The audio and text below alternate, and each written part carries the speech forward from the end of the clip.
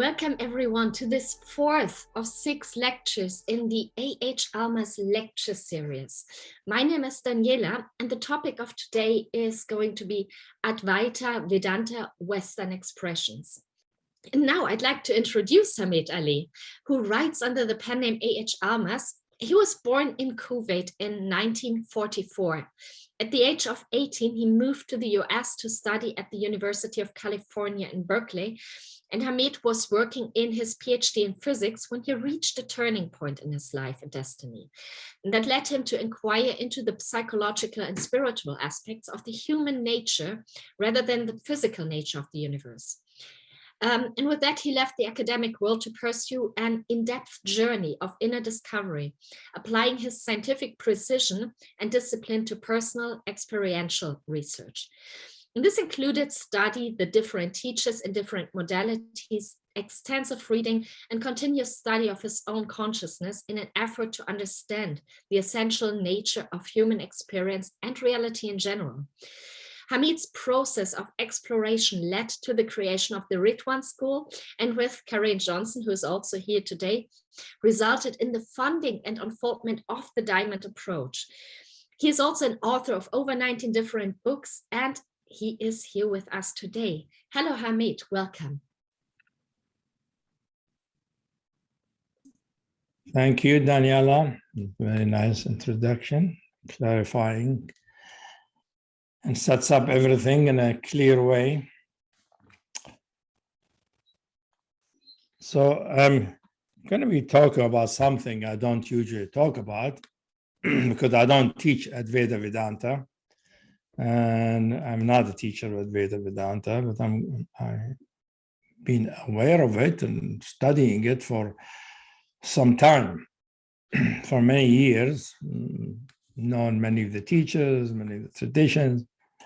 So I have observations and I can make some comments that can be useful to clarify the situation because it is being practiced, brought into the West and practiced in certain ways. Some of them are really good, some of them don't really work very good, and there are all kinds of ideas and attitudes about Advaita Vedanta because it's an example of non-dual teaching. One of the main examples of non-dual teaching, actually, that we know here in the West. So Advaita Vedanta is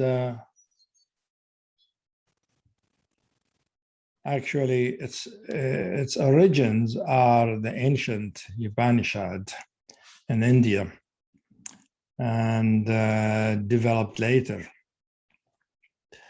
from the original Upanishadic teaching, which has non-duality in it, but it wasn't as dominant as obvious.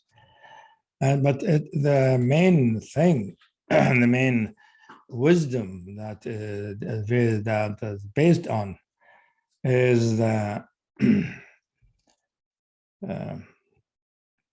just as in the West, the Socratic thing is know thyself, and the Upanishadic teaching is tat tvam asi, which means that thou art, which means you as an individual is the absolute Brahman, or it's called Atman, is not different from Brahman. That's really the origin of it. But then it didn't develop in its form till Adi Shankara around the 8th century, sort of formulated it in a way that is called now Advaita Vedanta. Advaita meaning non-dual. Vedanta comes from Upanishad, and Vedanta there's Veda and Advaita, dual and non-dual. So Advaita Vedanta is the non-dual form of Vedanta. And it has become well known in the West, and the many Westerners went into India and studied with teachers and gurus and came back and they're teaching it. Now we have Western teachers who teach Advaita Vedanta in different ways and from different lineages. So Shankara, basically by distilling and developing the non-dual teaching of the old Vedas, like Upanishad, he came up with this formulation around the time that Mahayana Buddhism developed. That is why there's speculation how much Mahayana Buddhism and Advaita Vedanta were interacting, which one relied on the other. That's another topic I'll be getting into here. It's not relevant for us. But at first, I'll give you an example of how Shankara took the Atman is Brahman and how he formulated it by giving you reading a couple of quotations from Shankara. Start with this one.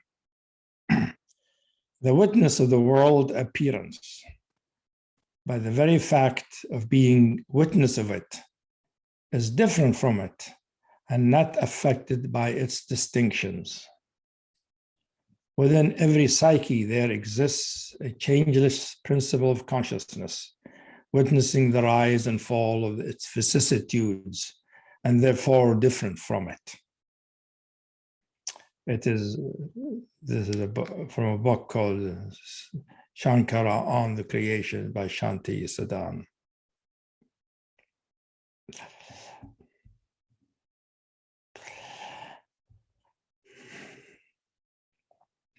Another quotation.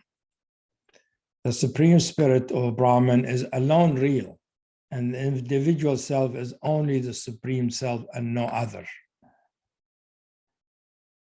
Brahman is supreme intelligence, devoid of attributes, form, changes, or delimitation. It is self-luminous and all-pervading and is without a second. The empirical world is unreal, an illusion born of ignorance.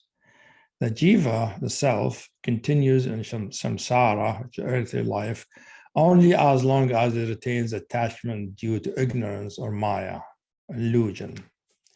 If it casts off the veil of maya through knowledge or jnana, it will realize the identity of the Brahman and get merged into it.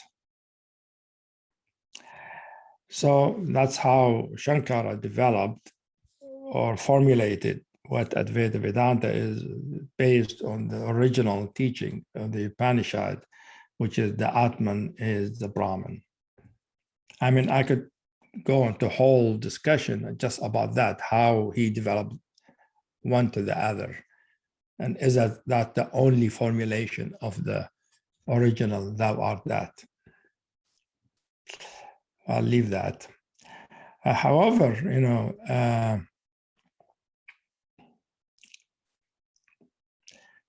Shankara was not the only one who developed Advaita Vedanta. There are others who had a different slant, different formulation, because Shankara is more of a philosopher, mystic. He was a philosopher, but at the same time, he was sort of scholarly. So he relies a lot on reason, on logic. So he's more mind-oriented, although he was also very devotional, had a very devotional, an ascetic with a devotional life. But his formulation is more mind-oriented, is through knowing by logic and reason. You find out that consciousness is, everything is consciousness. You are pure consciousness, or you are the pure witness, or the absolute. So we found somebody else called Jnana Deva around the time of Shankara, or before or after him, it's not clear, who had a slightly different slant than Shankara, and who gave more importance to devotion and love instead of mind and knowing. Here's a quote from him. Because you notice, Shankara individual be an illusion, and an illusion, he took that the Atman is the Brahman, that the Atman or the individual is really an illusion, only the Brahman is real. And the Atman or the individual, or sometimes called Jiva, is finite. So here the quote from Jnana Deva. The finiteness of the individual does not mean that it is a degradation of reality, but it implies that the reality determines itself in order to realize itself in various forms. God realization means understanding how God realizes himself through one's being, and this is a secret of natural devotion. This is from the philosophy of Jnana Deva. Another quote to give you just an example of how, Advaita Vedanta is not one monolithic thing. Even Shankara is credited as the sort of the founder. There are other people who also had developed it, and we will see later the many lineages. Another quote from Jnana Deva: plurality in the world is not merely an illusion, is not merely an illusory appearance to be discarded, but is the manifestation of the expression of the absolute playfulness. So we see here from the beginning a tension between mind and heart throughout the history of Advaita Vedanta, still appearing in the differences between lineages and teachers. It persists in the West. We see it in the West and Western teachings and Western teachers.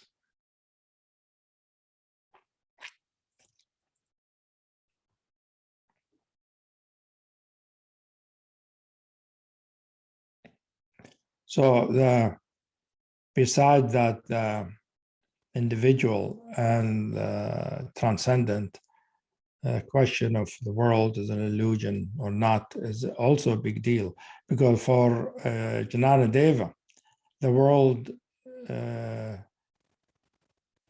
for him he thought of it as the expression of the love of the absolute, or we call it Brahman. Of course, these days, when people think of Advaita Vedanta, the foremost known representative that people refer to in most respects is Ramana Maharshi, who is the first half of the 20th century. He's a saint of who actually had his realization in his own, independent from any teaching, but later on his teaching, he formulated it in terms of Advaita Vedanta. He seemed to follow the view of Shankara, but he had a lot of heart. He's known for his beautiful heart.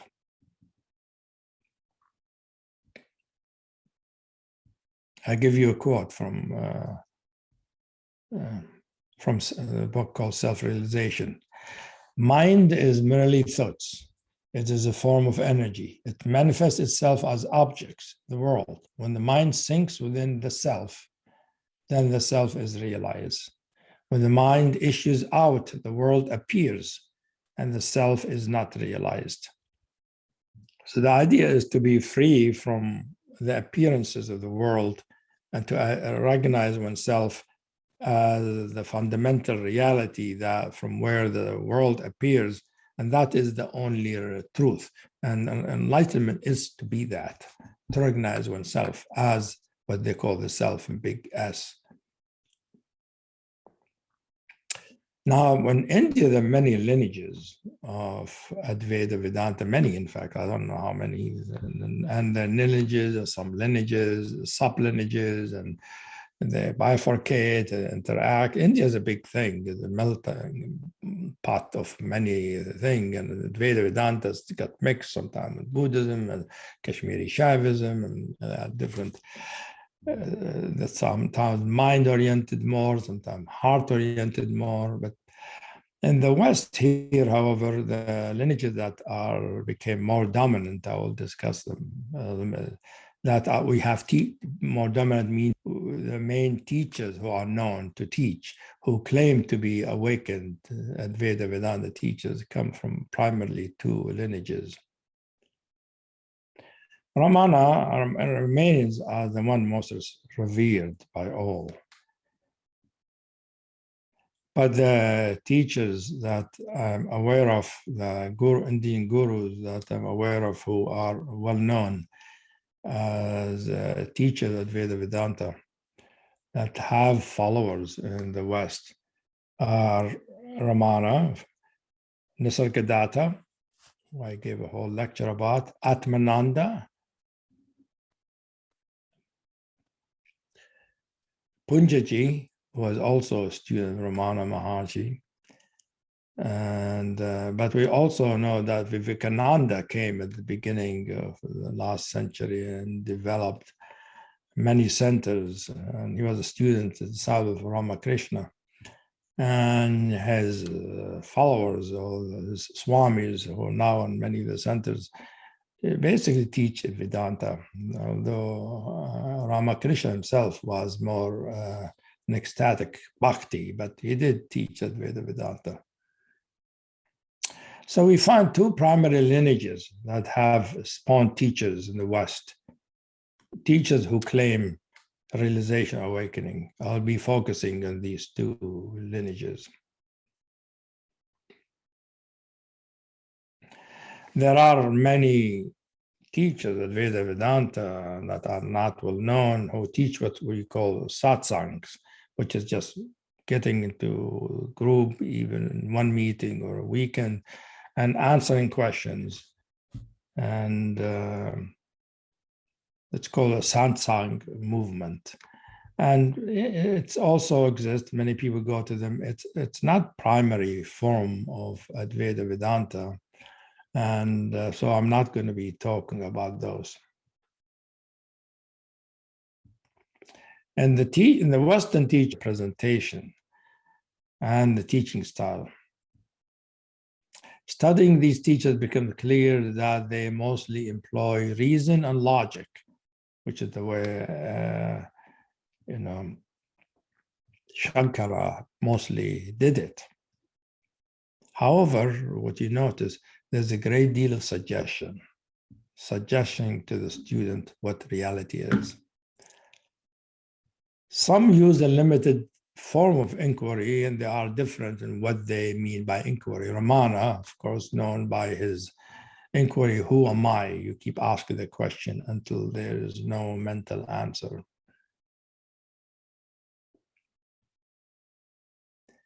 I'm not saying there are no other lineages of Advaita Vedanta here in the West, but the one that seem to have more well-known teachers are the one I'll be focusing on. The lineage that seems to have more teachers, or teachers claiming to have awakened, are the one who went and learned from Punjaji in India.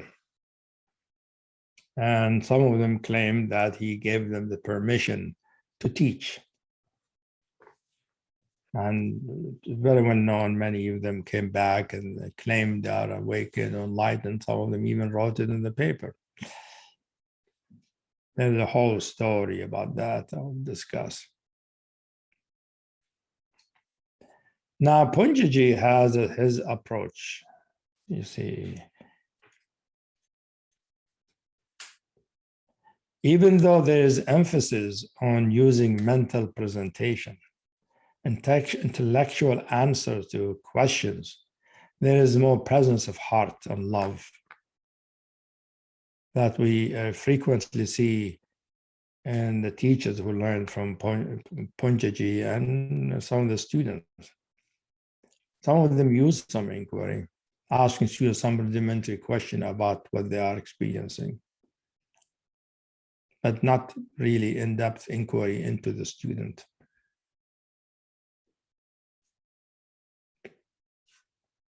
So I'm focusing on the lineage that traces back to Punjaji, and he had followed many teachers, but he ended up with Ramana Maharshi, And that's when he got his realization. He said he gained his realization from Ramana Maharshi. By Ramana's silence, evoking the stillness of the absolute in him.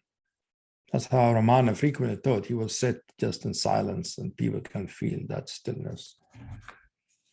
I never met Punjaji because I never went to India. He never came to the West, but I watched many videos of him teaching and interacting with students. You can tell, and I could tell, he obviously had a great deal of spiritual presence and great capacity for transmission. And also he seemed happy, had a sense of humor. I like him. And in his interaction with the students, you see videos, you see many students having deep experiences. What I was surprised by is that he talked to them as if they were awakened by having such deep experience. Like every time you talk, interact, they have a deep experience. Oh yes, I realize the awareness and consciousness. He talked to them as if now they are awakened. I thought that was interesting. I don't usually do that. Not many teachers do that. He did that. I will return to this because he talks about it some. He seems to have given permission to some Westerners to teach in the West, even though many of them have got some of his qualities of way of teaching, in terms of combination of mind, but some kind of presence and heart and some kind of inquiry. I don't know any who have developed the kind of presence and transmission power that he had. There's a bunch of those teachers, both in Europe and the United States, maybe in Australia. But it is clear that some of them have some success in their teachings, for they have developed a big following, and it's clear that some of the students do experience real things when interacting with the teacher. Now the question whether that some of their students have awakened is something I don't know. It's not clear from those interactions. Some of them talk to the students as if they have been awakened the way Punjaji did. And the satsang. For me, it's dubious because awakening takes a lot more than that, which I will be discussing. That is one of the commentary I want to make, the observation about Advaita Vedanta in the West. Awakening, first of all, we need to know is means permanent realization, not simply having a deep spiritual experience.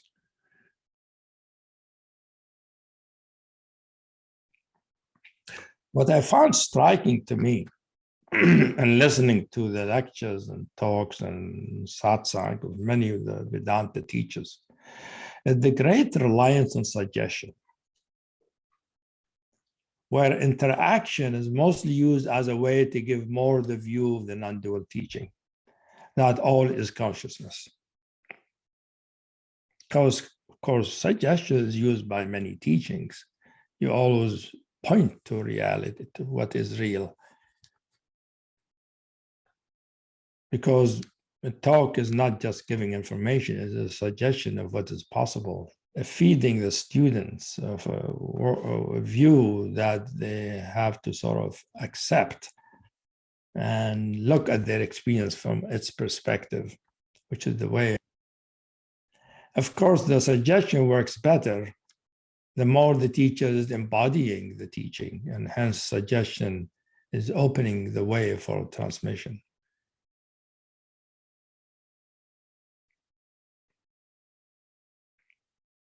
I have seen there's a great deal of variation in the capacity among the teachers who learned from Punjaji. They learned it from, I still, however, I don't usually believe that when he tells the student they got it, that they really got it. He himself said that, actually, we will see later. You want Western Advaita teachers who learned from going to India, learning from Punjaji, and which brought in many teachers who said they're in terms of developing following. And student learning. But learning means recognizing you are consciousness, you are the Brahman, and everything else is not as fundamental. It is an offshoot, or sometimes called Maya or illusion. The other lineage that also has teachers who has teachers sort of following his approach is Atmananda, teacher in India called Atmananda. He was also in the 20th century. He was sort of contemporary of Ramana Maharshi, although slightly later. I don't know if they ever met. Atmananda, more than Punjaji and Ramana Maharshi, relied much more exclusively on reason and logic. His darshans are basically him answering student questions. The answers tend to be universal answers of the teaching. They rarely seem to take into consideration where the student is at. He was highly esteemed in India and by his Western disciples. His other name is Krishna Menon. Some people know him by Krishna Menon. Now, I'm talking about Atmananda as another main teacher of Advaita Vedanta in India. But I'm not aware of direct disciple of his lineage in the West. Disciple of Atmananda himself, there might be. I'm not aware of some teaching publicly. I haven't seen videos of ones who claim to have studies with Atmananda himself. However, there are students who sort of follow the Atmananda line of teaching, but there are students of another guru who came in the West, who didn't come in the West, but happened through a French guy named Jean Klein, who went to India, had his guru, but did meet Atmananda and learn from him. And he came back and he taught Atmananda way of teaching. Atmananda termed the direct path, it's called the direct path. If you hear the direct path of Advaita Vedanta, that relate to Atmananda teaching. Which is, I think, Advaita Vedanta. By this, I mean they do know the non-dual condition of consciousness well, with various degrees of embodiment.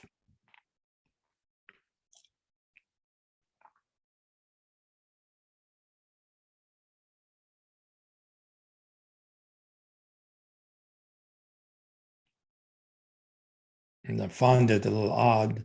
I'm talking about lineages and all of that, and I'm not actually one of them, although I know non-dual teaching very well, non-dual realization, but talking about other traditions.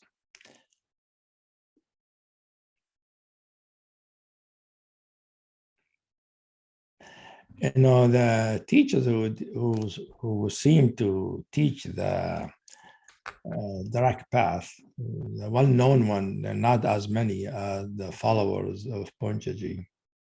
There's some, and I think they are a clearer example of the original Advaita as taught by Shankara.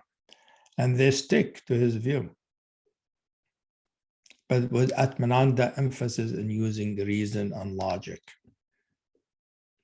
I mean, in their talks, they basically challenge the ordinary state of duality by using logic to point to features of experience. For instance, right, what do I mean? They use reason. They say, well, if you look at your experience, it is always your experience. Whatever you see is your perception. Whatever you hear is your perception. It's always your perception. It's your perception, your experience, your awareness. And they use such logic to say there is only awareness, and you are that awareness.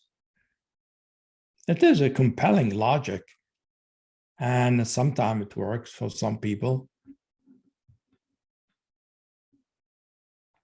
However, regardless of how compelling, we know that many people, they're so convinced of their view of being an individual human being that doesn't matter how logical thing is, it won't really move them very much.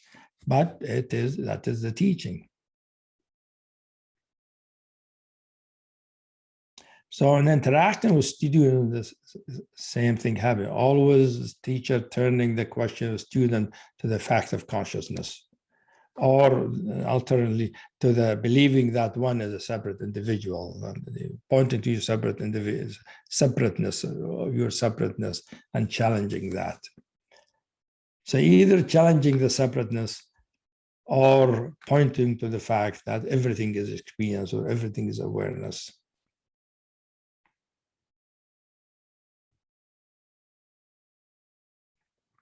I'll give you a quote from Dennis Waits, who wrote a book called Enlightenment, The Path Through the Jungle, who's an Advaita Vedantist, who wrote about the modern Western scene of Advaita Vedanta. So he writes about Advaita Vedanta.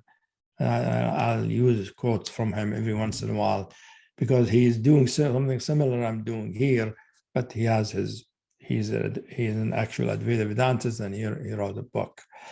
It begins, he says, by starting with one's experience and tests one's assumption against the simplicity of this experience in the moment. That means it examines the world, body and mind, showing through one's experience how they are nothing other than awareness, which is the self. The direct path approach is characterized by an uncompromising logical approach to the truth, and its purest form, namely the teaching of Atmananda, it is most suitable for those of a philosophical bent. That's what he thought.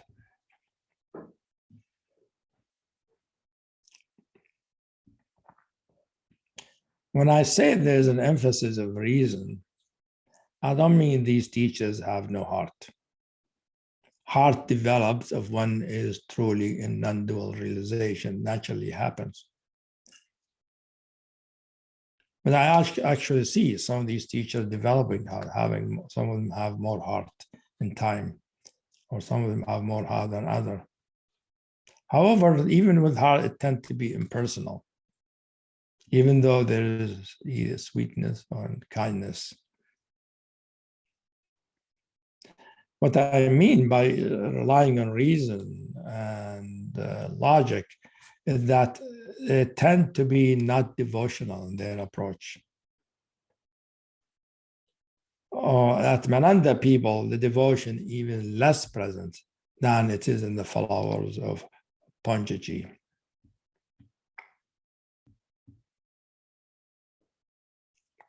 When I say and their answers to the question are intellectual, this partly means it is intellectual for the students, even though it is from the experience of the teacher.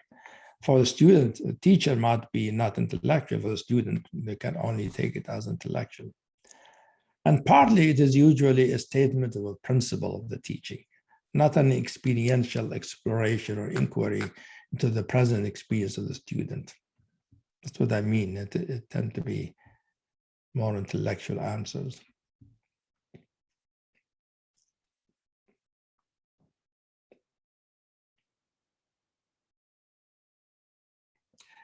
My pointing to this thing about heart and mind is not new about Vedanta.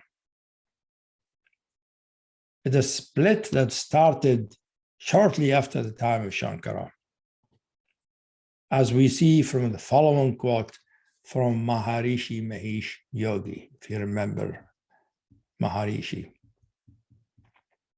He also taught Advaita Vedanta, although he is known as a Vedic teacher, taught Veda, but he taught both Veda and Advaita. He is not that well known these days in non-dual circle as a non-dual teacher, but he was. So here is his commentary, his part of his commentary, and Bhagavad Gita, which is a classic in spirituality and non-duality. A student of his, friend, sent me this quote, which tells the tension or some kind of a bifurcation in the development of Advaita Vedanta,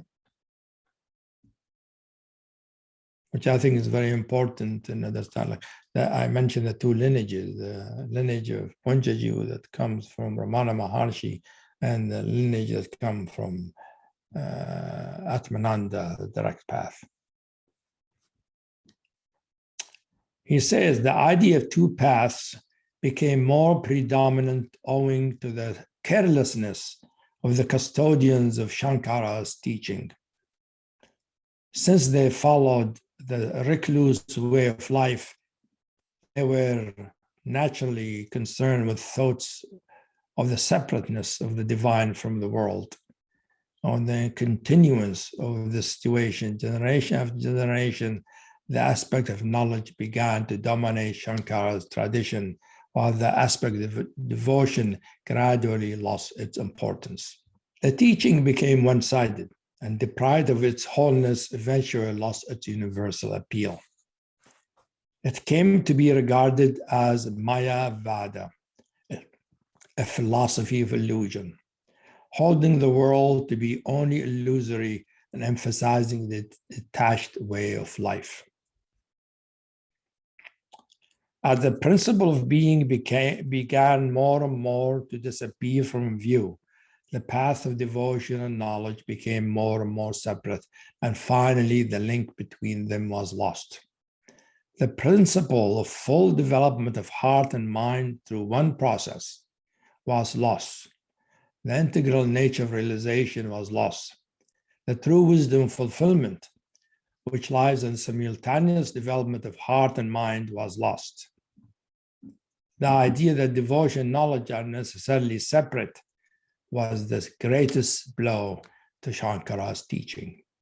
That Maharishi view, which I think is a very good perspective, not all Vedantists will agree with this, Advaita Vedanta, but that was his view. And he has a lineage, he has a guru in the Himalayas who taught both Veda and Advaita. And that is the perspective of that lineage. Of course, Maharishi is known for transcendental meditation, but as I said, he did teach Advaita Vedanta to his students in his retreats.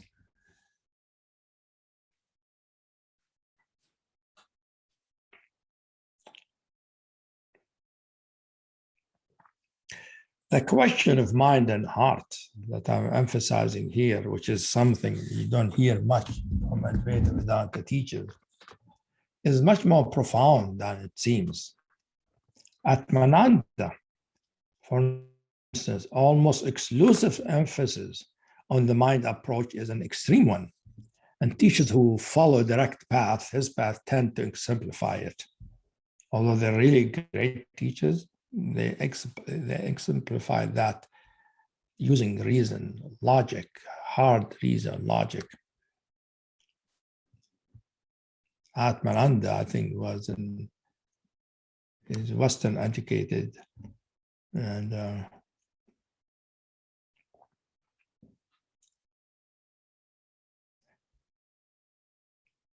so of course this tendency of the reliance on mind and reason did not start in the West, as we see. Maharishi Kamanti is an example of how it started after Shankara's time. The emphasis Atmananda took actually contradicted what he practiced to get to his realization. I was always intrigued. I read his biography about his life, how he attained his realization, and then how he started to teach. And his teaching did not correspond to how he practiced. And what his Atmananda met his guru called Yogananda, not the Yogananda who came to the West, another Swami Udigananda, for only one night. This is what Swami didn't know Atmananda, directly.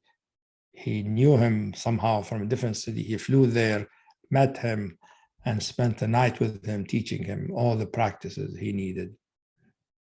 I have a quote here from a book called Notes of Spiritual Discourses of Sri Atmananda. Said they talked in that room the whole night through. Before daybreak, all instruction needed for the whole of the disciple's spiritual career had been imparted by the Swamiji and imbibed by the disciple.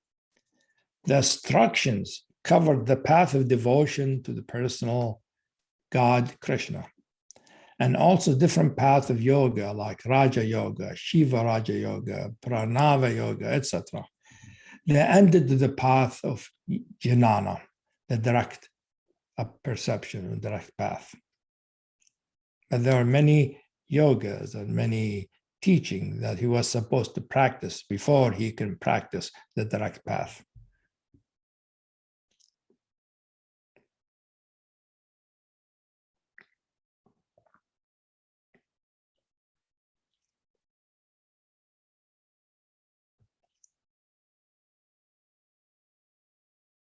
The Swami shrewdly discovered a lack of enthusiasm on the part of his disciple to take to the path of devotion and yoga as directed. So the Swamiji said gently to Atmananda, he actually gave him the name Atmananda. He told him, I appreciate your reluctance to take to the preliminary courses of devotion and yoga. And I admit you are quite right. For mere realization of the ultimate truth, the last course, namely the jnana path, is alone necessary. But I want you to be something more, which you will understand only later on. Therefore, please undertake them first. It won't take you long to finish them, both. The very day the Swamiji left him, Sri Krishna Menon started an intense practice of his spiritual exercises, beginning with the path of devotion in strict conformity with the instruction given to him. He rose steadily in the line of devotion to the highest exercise of personal devotion to the Ishtadeva. Thus, he went through all the thrilling and intoxicating experiences of selfless love, culminating in its own samadhi. A few more months of intense yogic practice took Krishna Menon to the highest experiences in the line of yoga. Long and deep nirvikalpa samadhi he enjoyed often and at will. But it failed to satisfy him because it was time limited and caused as a result of intense effort. According to him, to Atmananda, truth is uncaused, permanent is self-luminous. Therefore, he had to seek for the ultimate truth by other means. Then he took the regular jnana sadhana with great ease and fortitude, which is the way his guru told him to do. First, practice these, and then take the direct path, which is where you learn about being the Brahman. He actually followed his teachers, and it worked. The period of his spiritual practices, covering all of the three paths, did not last for more than 4 years, until about 1923. All necessary instructions were clearly and regularly imparted to him by his guru, who will also appear to him in lively visions during his sadhana. He was given the name Atmananda by his own guru, spiritual name.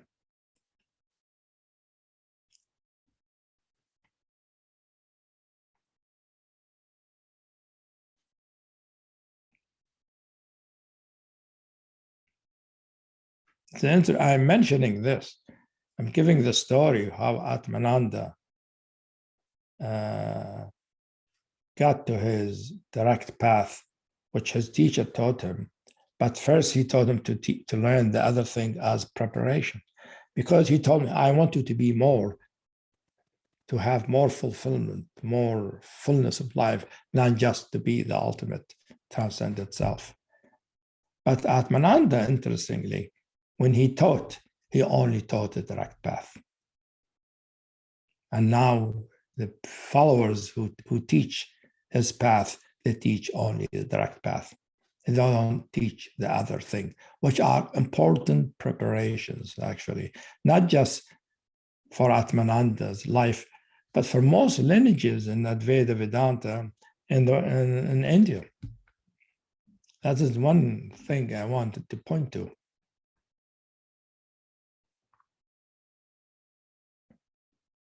If there is something I can add here that might be useful for Western student Advaita, that Atmananda himself went through a rigorous preparation before practicing direct path, as I just said. He was quite well prepared. Punjaji also had searched far and wide and practiced many teachings before he met Ramana. He was devotional for most of his life. And he stayed with Ramana for a while before finally getting his transforming awakening. Nisargadatta, who was also well known and very well respected, had total trust in his guru, and his guru gave him teaching that he practiced before getting his illumination. And even after that, it took him years to stabilize in his realization. Even though he got into, he's talking about, the absolute, beyond the absolute, he continued throughout his life his devotional practices to gods and gurus. So the devotional part, the heart part, devotion to God, guru. Nisargadatta talk, I am pure awareness, awareness not aware of itself. He finishes his, and then he goes and he does his devotional practices in front of the pictures of his gurus and the holders of the lineage. Apparently, toward the end of his life, he started teaching his Western students some of those devotional practices. So the question here makes me wonder about Advaita teachers teaching to the unprepared and taking their experiences with them as sufficient. Not all do this, but I see it in most cases. I'm saying that one needs a great deal of preparation by life or by practice before opening to the non-dual to be a lasting awakening. Otherwise, suffering will continue and separateness will come back. Unless our preparation matures us to be able to handle true awakening. Because the preparation is really matures the consciousness, matures our jiva or our atman. So it's capable to holding the transcendent view of reality, which is the emphasis of Advaita Vedanta.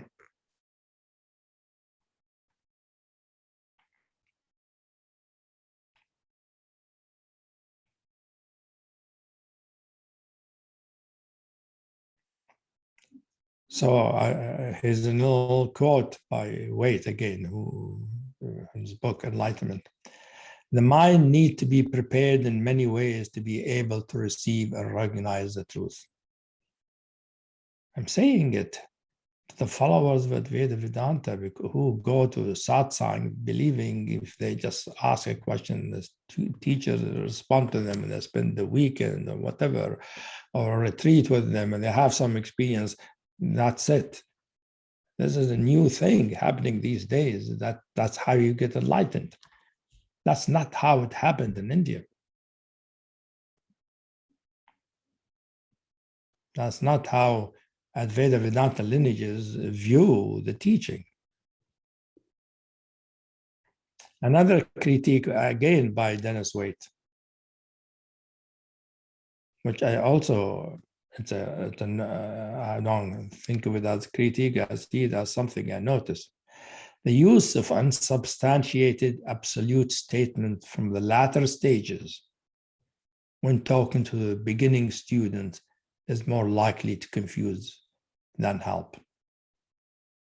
Basically, he means that many Advaita teachers, they take the view of the realization of the highest principle, the Brahman, and they teach it from that perspective. The beginning students will first need to learn how to have devotion, have to have heart, have to have discipline, have to have all kinds of things, and expecting them to be effective. And he says more likely to confuse than help.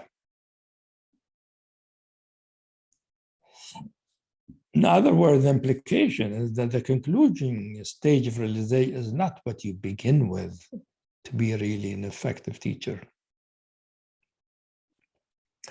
Well, I will continue with my discussion of my understanding or observations about the teaching of Advaita Vedanta in the West and how it came from India and how it's brought in some of the orientation of India and how it has become here.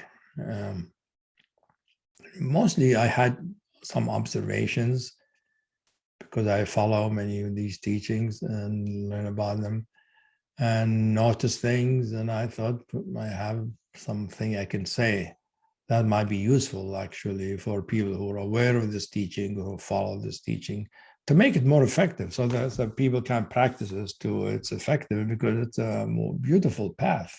Advaita Vedanta is a beautiful teaching, it's a wonderful teaching. And it is transcendent, it emphasizes the transcendent, which from my teaching, that is just one side of things, but still it is a beautiful teaching and very effective, generally speaking, in terms of realizing the transcendent, which for many people, that is what they want.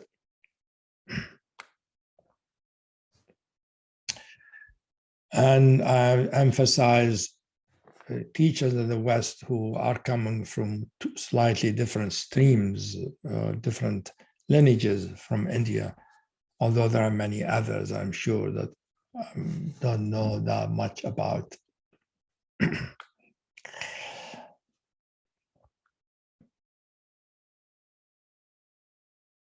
As I have mentioned, we find that in many instances, some of the teachers, Western teachers, that talk to the students who are having a deep opening as being awakened.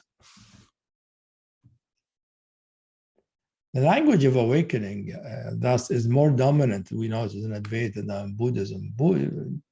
Buddhists don't talk about being awakened and liberated, and Buddhist teachers don't tend to claim awakening, but in Advaita Vedanta, we find that happening, and which is for me a curious observation.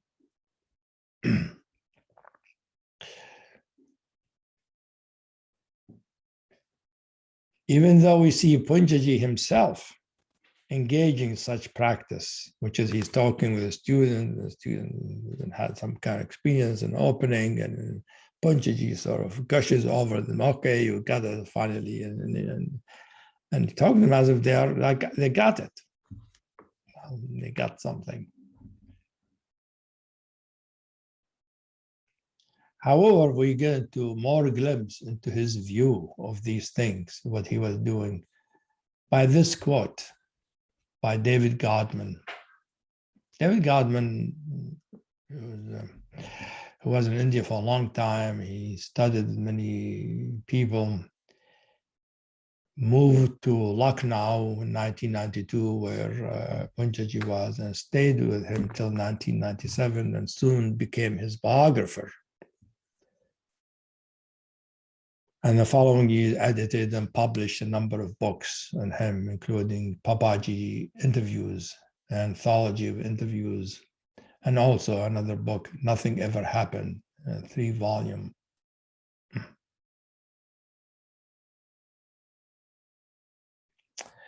In this biography, it was interesting that Punjaji had very strong reservation regarding some of his well-known Western students that posed as gurus.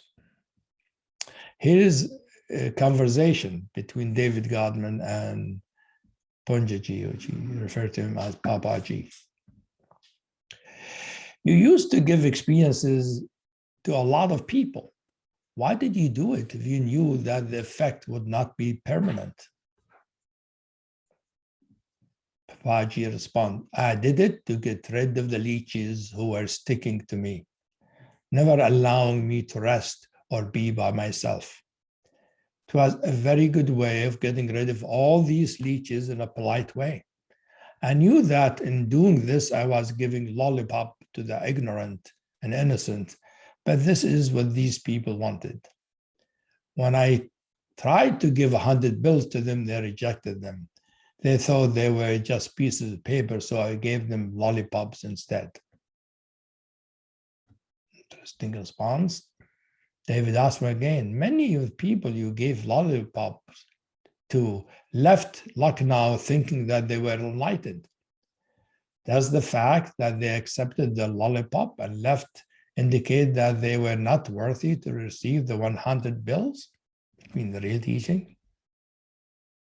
Babaji answers, if one is not a holy person, one is not worthy to receive the real teaching. Many people think they have attained the final state of full and complete liberation.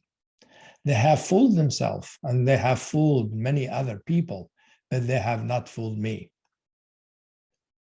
A person in this state is like a fake coin. It may look like the real thing. It can be passed around and used by ignorant people who use it to buy things with. People who have it in their pocket can boast of having a genuine coin, but it is not real. It has no value. When it is finally discovered to be a fake, the person who is circulating it, claiming that it is real, is subject to the penalties of the law. In the spiritual world, the law of karma catches up and deals with all people who are trafficking in fake experiences. I have never passed on the truth to those whom I could see were fake coins. These people may look like gold, they may glitter like gold, but they have no real value. There are many people who can put on a show and fool other people into believing they are enlightened. Again, David asked him, many people have heard you say, I have not given my final teaching to anyone. What are these final teachings? Why are you not giving them out? Papaji answers, nobody is worthy to receive them, because it has been my experience that everybody has proved to be arrogant and egotistic. Interesting. I mean, I don't really actually know if I believe Punjaji completely in the statement, but that's what he said. That's the recorded thing. And we must not forget, so some of the followers of Punjaji who teach in the West claim that he had given them permission to teach. So what does that mean? That he's saying that he never gave the real teaching and that many of those people are fake coins.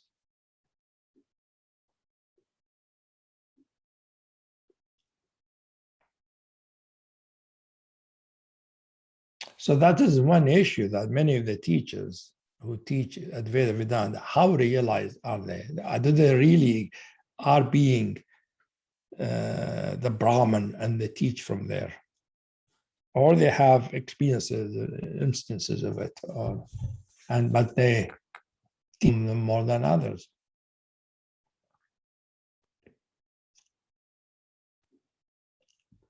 And of course, there are many other lineages. One of the main one is that of Atmananda, which is the greater lion. They give great talks, some of them don't talk, they just answer questions. And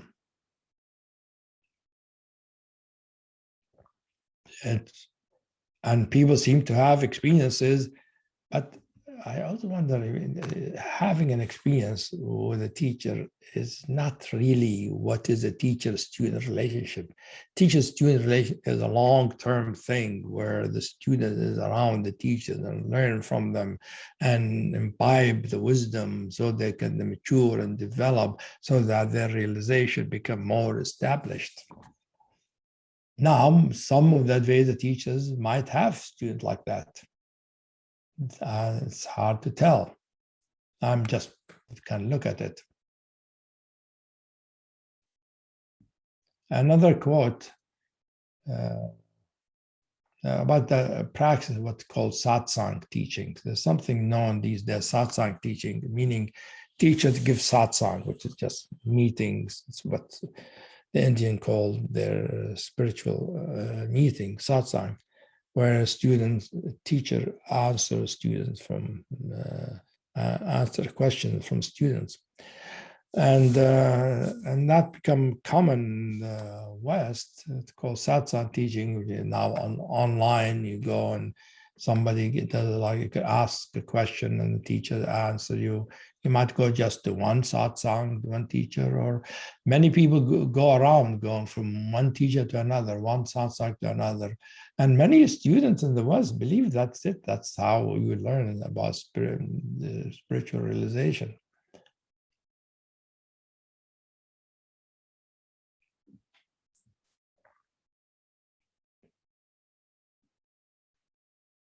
The view of classical teaching is that one must settle on a particular teacher that one feels connected to. Otherwise, it is very unlikely that this practice can lead to true awakening. So here's another thing that Dennis Wade says is related to this, because he has many things he writes in his book because he's observing the modern scene. Traditionally, he says, seekers expected a long and dedicated, though eventually rewarding journey, which might involve studying with the guru for many years. These days, people want to answers now, not when their mind is prepared genuinely to understand them. Accordingly, teaching styles have developed to try to cater for this demand, attempting to convey the essential truth in a 2-hour satsang or a weekend intensive. So that's a comment, observation about the satsang phenomena.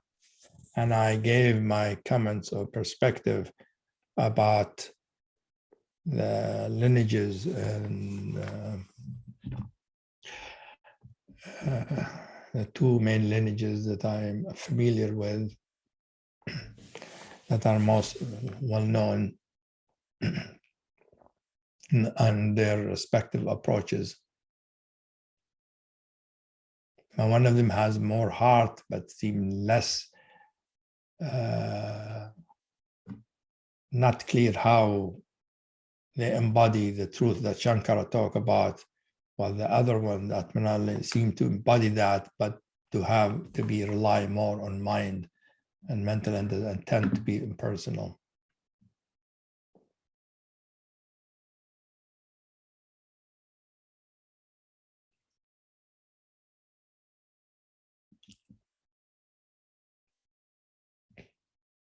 You know, it is interesting. I was thinking about something, how Shankara developed Advaita Vedanta from the original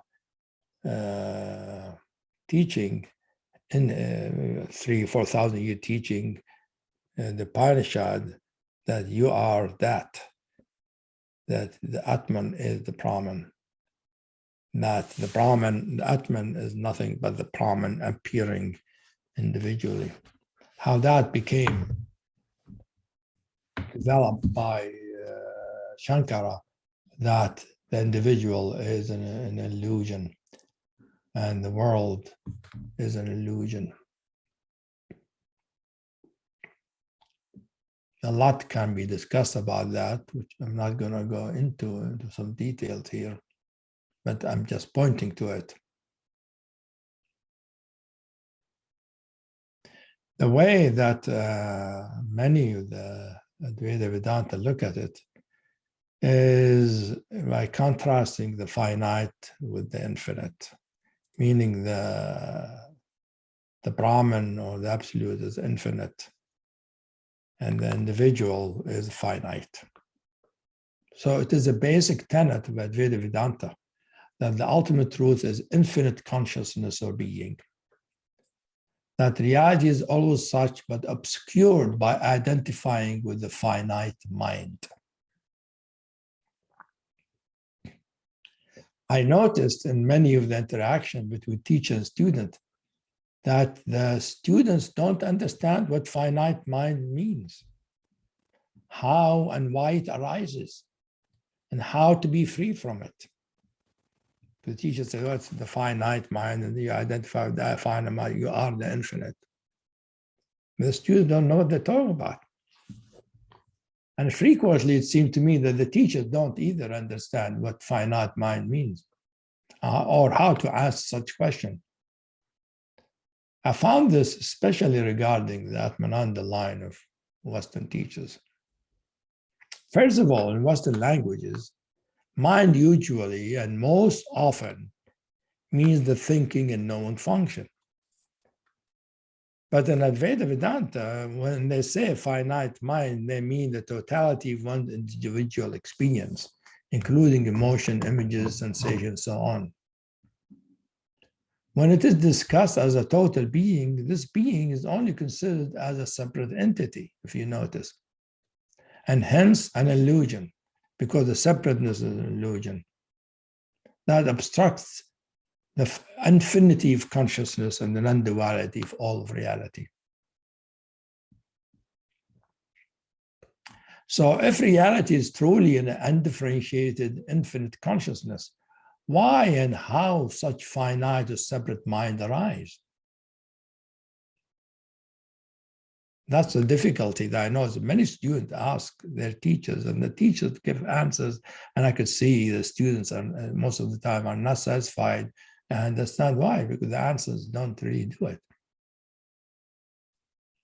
The why is usually answered as the need by the infinite to know itself.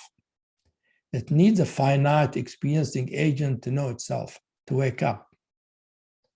Of course, for many students, this does not make sense, especially that this finite mind is usually ignorant and an illusion. Why is it that the infinite wants to know itself and creates an ignorant, deluded, finite mind to know itself? It doesn't make sense for the Western mind. Of course, if you are in a non-dual consciousness, seems to make sense, because you see there's no finite mind, there's only the infinite, only the unbounded consciousness.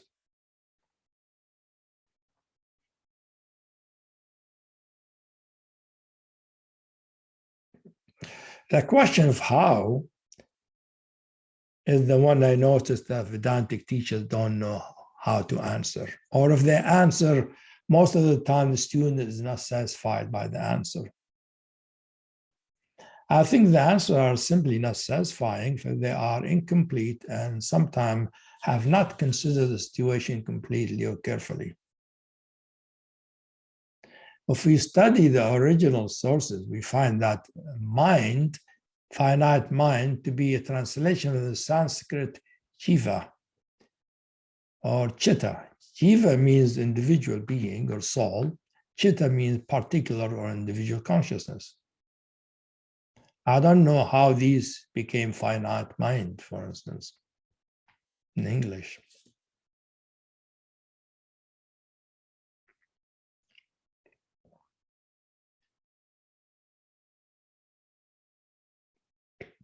A quote again from Dennis Waite relating to this question of the finite and infinite. He says, in this admixture of mind and pure consciousness that is called jiva, this is the false self. It is this jiva that experiences self-ignorance. And it is this jiva that strives for knowledge. Ultimately, it is this jiva that gets the realization. That is an interesting perspective. See.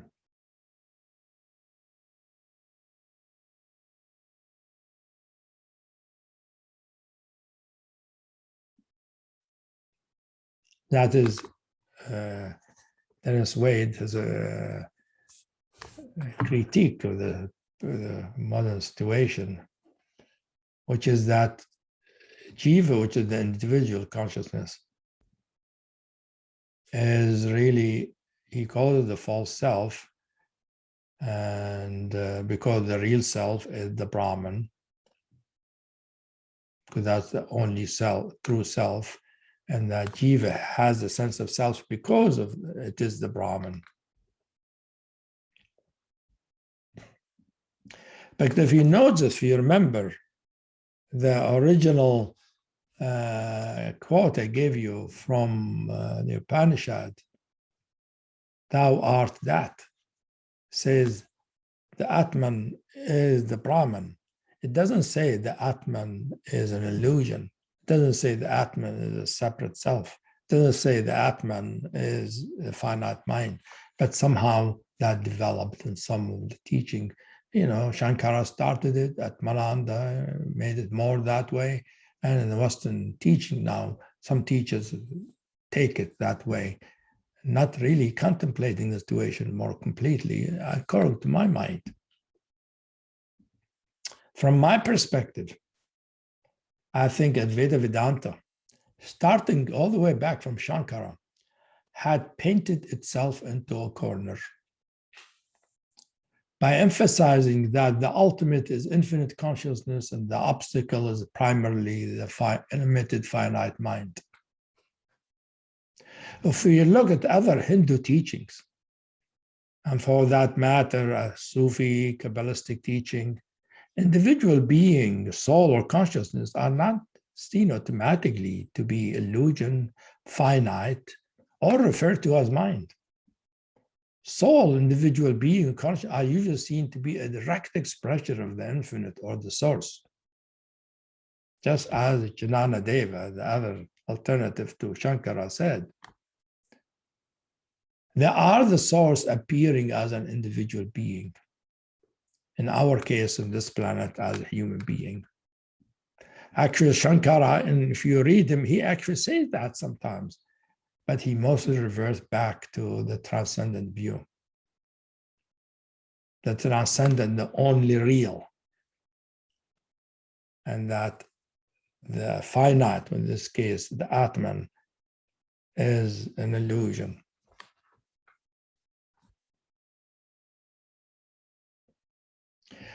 The point I'm trying to make is that these other traditions, besides Advaita Vedanta, like the Sufi, Kabbalistic, and Kashmiri Shaivism, and many other Hindu traditions, and they see that it is possible to experience being an individual as not separate and not as and not finite, because many of the Advaita Vedanta teachings, like Atmananda, they take the individual first as separate, second as finite, because it is not the transcendent. But many of these teachings, they don't take the individual being as necessarily separate. It is not separate. The separateness is the delusion, not the individuation. And just because the individual does not make it limited or finite.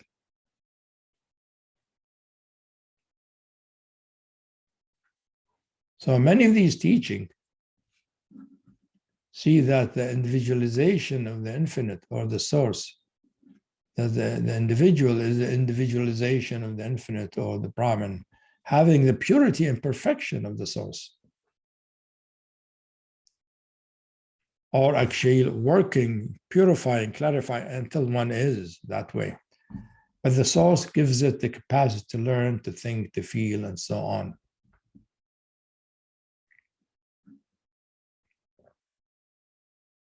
And also it is natural for it to experience itself at some point as limited and separate, as part of its function in order to live in the physical world that requires survival. But that this limitation is a stage of development. It can develop to recognize itself as an inseparable from the ultimate, and also as the ultimate living in an individual life. I think this would be much more satisfying answer to many of these questions that many I see asking. Many of the Advaita Vedanta. See, the Advaita Vedanta teachers are stuck on that point.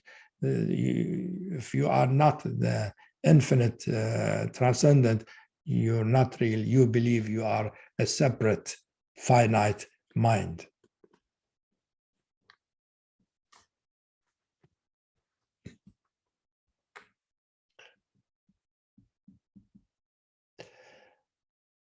So I think it's a good place to stop and have time for questions. I am in Seattle, Washington, and I think in the things that you were just saying, you were starting to provide some of what I was asking my question for. But my question was,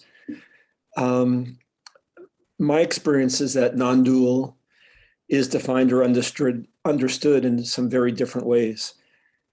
For me, the understanding that non-dual refers to the view that there is a larger unity that we can experience and increasingly live with, as opposed to the experiencing of life as all the various relative elements that we encounter internally and externally. For me, this is actually a dualistic viewpoint. It's hard for me to kind of really see that as non-dual. For me, the view of non-dual in the Buddhist and particularly in the Prajnaparamita view, that we are just caught in the cognitive structuring of our mind when we mistakenly try to separate out enlightened versus unenlightened, unity versus multiplicity, relative versus absolute, and so on, that these are separate and distinct. And to me, the idea that that's a mistaken view makes more sense. And that instead, my understanding of that teaching is that we need to break down this habit of mistakenly intellectually classifying and separating these states and experiences. And that I think Prajnaparamita says the true view is that includes and goes beyond these dualities, transcending transcendence, suchness itself.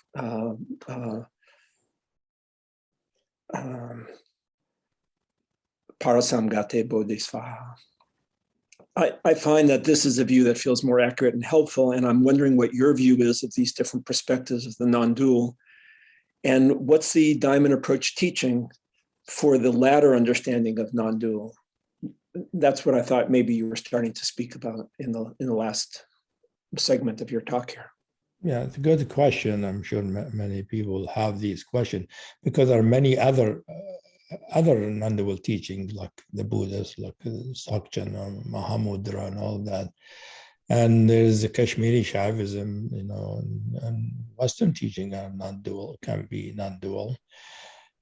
But I must say that Advaita Vedanta does include in its non-duality that the world is, nothing is separate from anything else. It is a unity. The whole universe is a oneness, a unity. So they do include that. I didn't discuss it, but it is an important part of Advaita Vedanta that everything is not separate from each other. That includes all forms and all phenomena. And the emphasis, however, is that they are not separate from each other because they are all consciousness. They are all arising in mind, arising in consciousness. And but they do take the view that those appearances that we call the world that are not separate from each other have an illusion quality, that they're not the real thing. And I think even the Buddhist view, they don't say it's illusion, they say it's illusion-like. and so it's not as strong in terms of illusion as that Advaita Vedanta. That Advaita Vedanta, they're really stuck with the illusion idea that it is Maya. I mean, they use the word Maya in a big way. And so the emphasis is on the transcendent. Mm-hmm.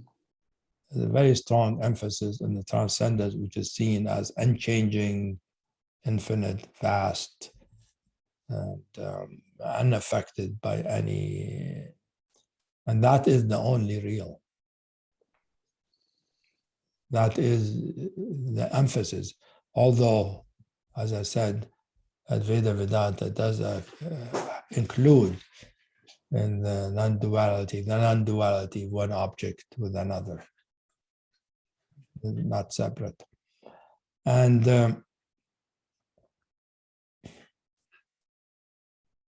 in terms of the diamond approach teaching, is,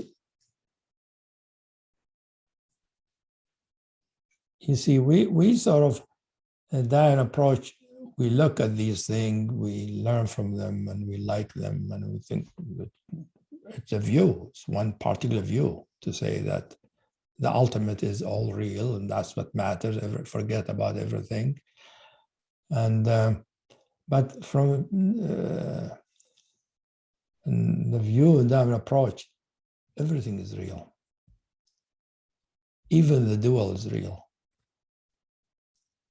Not an illusion.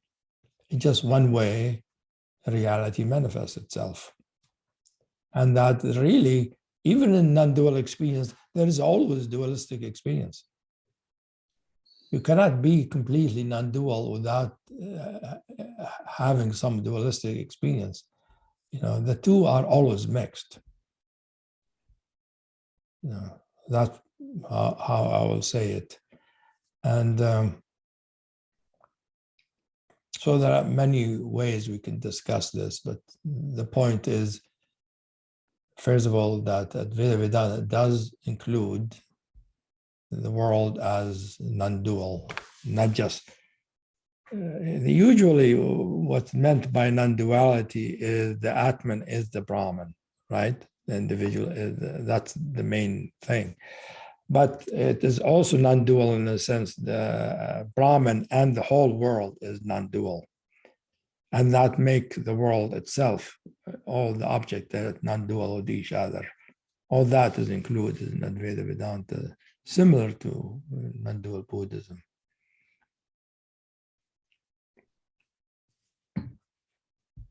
But also in our teaching, we take the dual and non-dual and are two views, and there are other views of reality.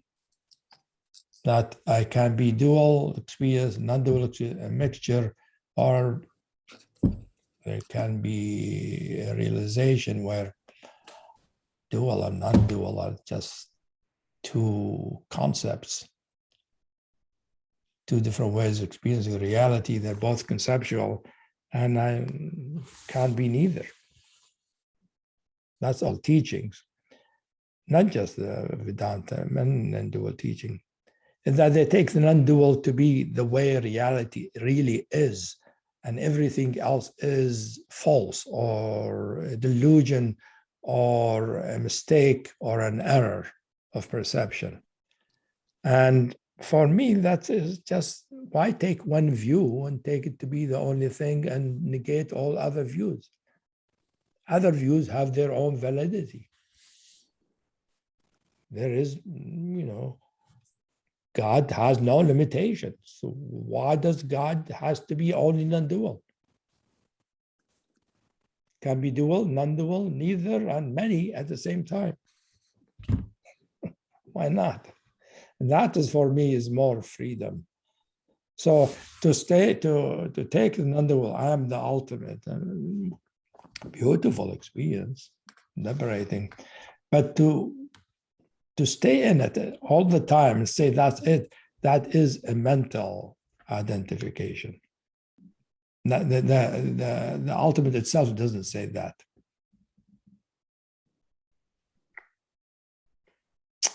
So I hope that answers your question. That's Thank you very much. That's very helpful. Yeah. Language is by far an innovation in the duality.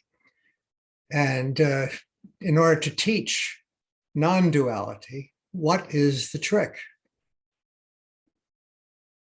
You can't use language because it is maintaining duality.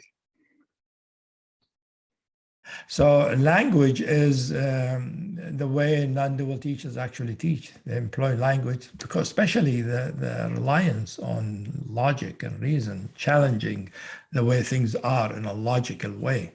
That uses reasons. And Ramana Maharshi had found the way, which is he just stayed quiet in stillness. And some people got it, some people didn't.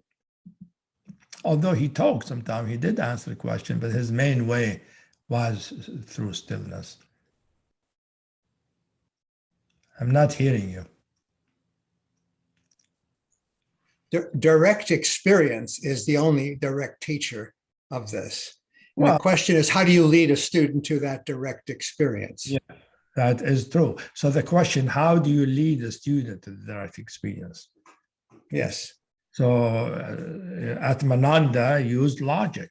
His attempts is to lead them to the direct experience through challenging the student perspective logically.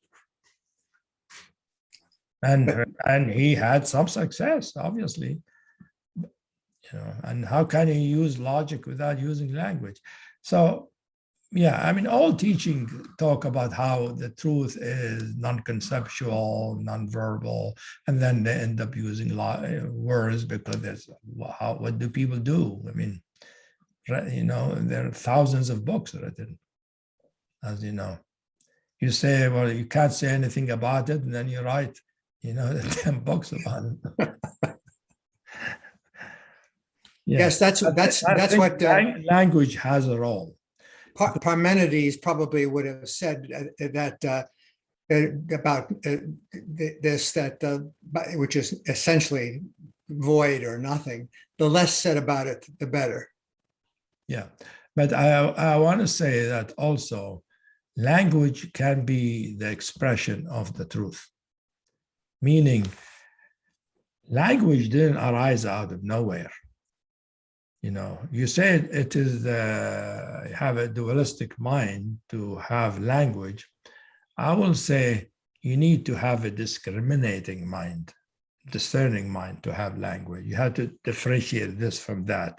Differentiating one thing from another does not mean you have to separate them. Seeing a wave is not the ocean, does not separate the wave from the ocean. You see? So that way, language can express reality. The more the one who's speaking is embodied in the reality, the more their words will come from that reality. In fact, not only express it in terms of words, the words carry the energy of the reality. That's also possible, and that is the role of really great teachers. Okay, thanks, Joseph. Thank you. God bless. It's great to meet you. Thank you. I'm here from the Netherlands, and actually, I had a question about the practice, practicing Advaita Vedanta, and you touched upon it a couple of times in your talk, and with the other questions as well. And I keep wondering how you perceive the possibility or the impossibility of actually practicing Advaita Vedanta. So, not just looking at it as a view or a teaching, but also as a functioning and a practice in daily life. And I also wonder, which is the second question, if there is a path at all, to walk that we call Advaita Vedanta. And my last question came up very spontaneously when I wrote the first two down was, and is it any fun? Any fun? Yeah, to walk the path of Advaita Vedanta, because I really get the impression But perhaps that's because of interpreting it in a very mind-only way, in a logical way, that it's quite dry and not really fun. So I wanted to ask you how Yeah, you well, look it might upon that. sound like that from my presentation, but not necessarily. It is. I mean, it is. They want the Advaita people won't talk about fun. They'll talk about happiness. They'll talk about bliss, because one of the terms for Brahman is Satchitananda, which is truth, consciousness, bliss. It's characterized by all these three. So blissfulness or happiness is an important part. And if you really watch the videos of Punjaji, you could see he's happy, he's joking, and he's not serious. I mean, he's serious, but he's really having a fun teaching and interacting with his students. So it could be fun. It doesn't have to be not fun, I think. And now the question, is there a path? Is there an actual practice? That's an important thing. Well, I mean, their practices are mostly the satsang, which is question and answer. That's the main thing that is used. Some of them used guided meditation. Like the teacher, sort of using the same logic, challenging thing, but as a guided meditation thing with the student. But for the student to go and practice by themselves, what's left is things like what Ramana Maharshi did. He said to ask the question, who am I? To keep asking the question, who am I? And whatever answer you get, throw it away until the mind is gone, no more answer. And it seemed that was his method. He didn't realize himself that way. It happened to him by accident. So why do you think It he happened proposed it? Yeah. But then he developed that method and became the most well-known Vedantic method. They call it inquiry. Hameed, you've given a couple of examples now of Advaita teachers who teach other methods than the way that they came to their realization. How come? Well, I mean, that's a good question. Like the situation at Mananda, his teacher first do this, then do this, and he actually did. Yeah, right. And of course, it wasn't going to take him finish the thing. He gave him the direct path as the last thing to do, and he did that, and he was happy with that result. He became the luminous, vastness. But then he started teaching only that, which makes me wonder, what the hell happened? He didn't believe his teacher, his guru. He thought his students are better than him. I mean, he needed it. His teacher knew he needed to learn the other thing before the direct path. But he then went along and started teaching only the direct path.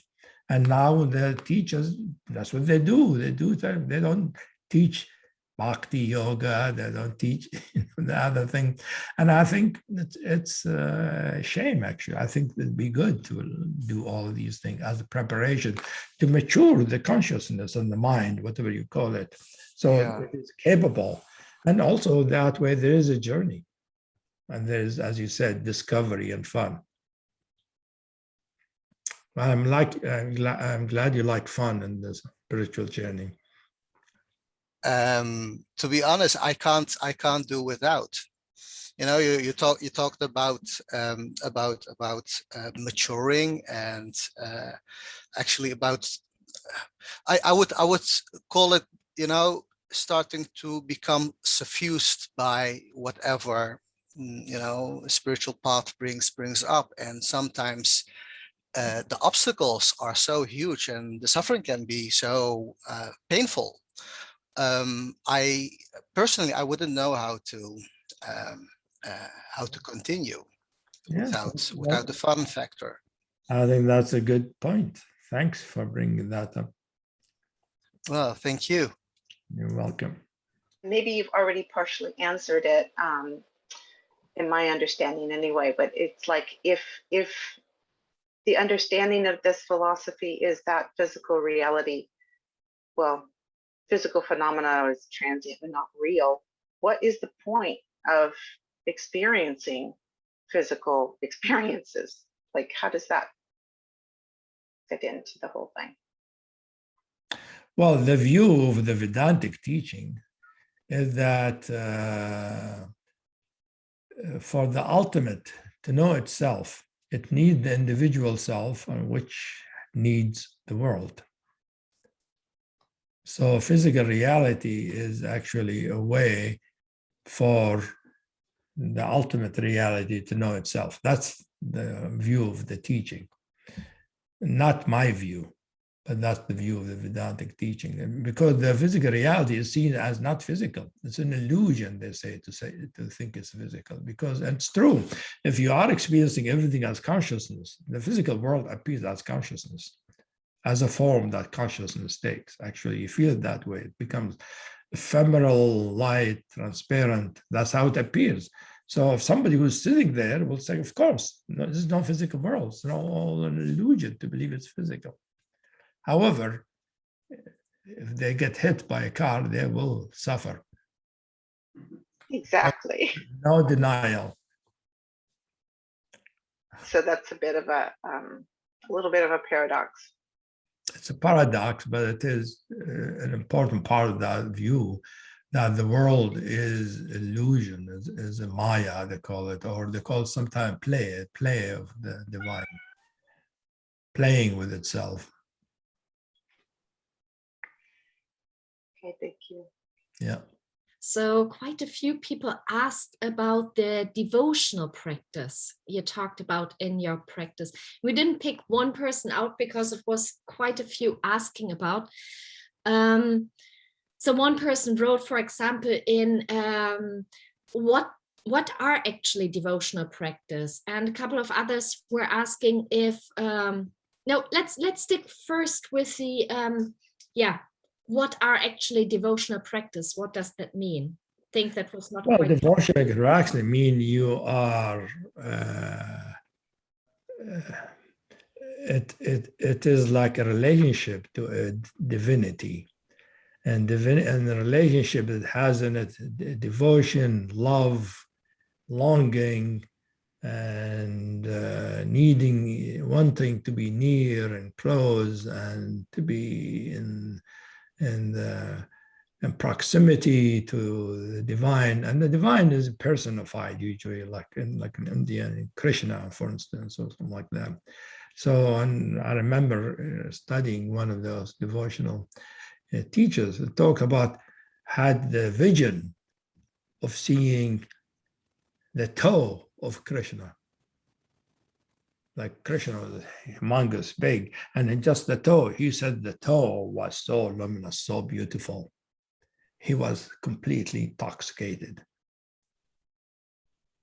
So it brings love, the idea that the devotion that brings love, brings longing and yearning, it brings in basically the heart, and it relating to the truth through the heart. And sometimes it's prayers, through chanting the Hare Krishna, our devotional practice. Hare Krishna, Hare Hare. That is what they do all the time. The idea, you keep doing it, you become so ecstatic, you lose yourself.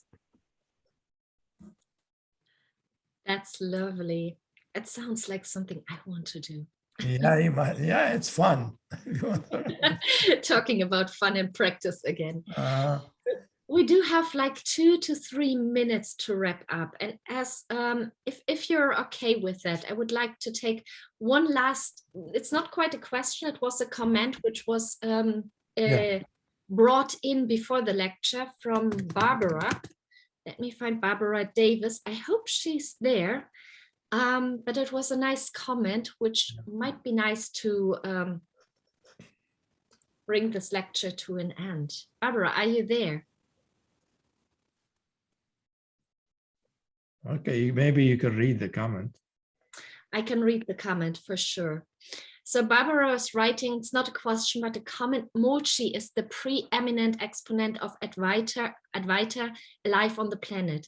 It would be lovely to hear your commentary about his style and content. Just to be responsible, Rupert Spira, Adyashanti, Eckhart, Gangaji, and others are also preeminent teachers of non-duality. Love and low bows to you. Yeah, good. I mean, they're all, that's true. They're all non-dual teachers. I don't know if Adyashanti will put himself within that group, but all the group of teachers are considered non-dual teachers, and many of them are students of Punjaji. You know, how eminent they are or how wonderful, I don't know. I'm not going to say anything about it. I didn't want to talk about individuals here. I'm talking about tendencies and currents.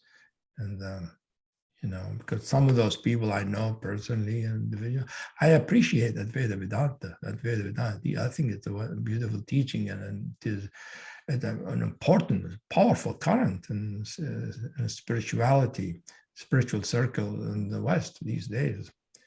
And I decided to do this lecture to contribute, to help clarify what is this teaching about, so that people who are approaching it can have some kind of perspective that will be helpful in their practice.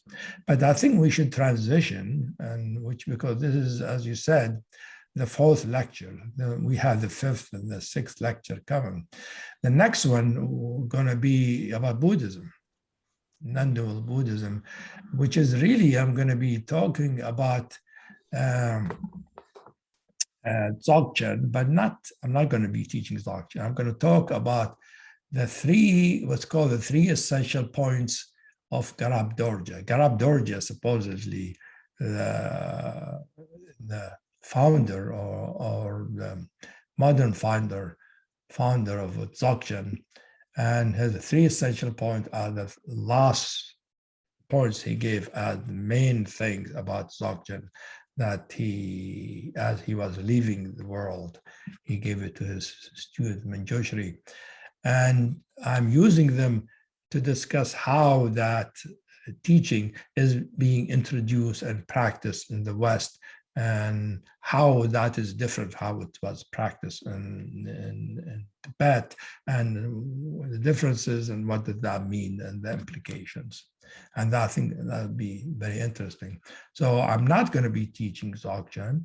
I'm not a Dzogchen teacher, although I understand very well, and I had Dzogchen teachers, but I will be talking about Dzogchen from that perspective in terms of how it is approached, similarly to what we've done to Advaita Vedanta. So good to have everybody here. Thank you for being here and getting together to learn about something about reality. And as we see from these different teachers, there are many ways we can talk about reality, many facets, different perspectives, which is the point of these lecture series. So my pleasure to be here. See you next time.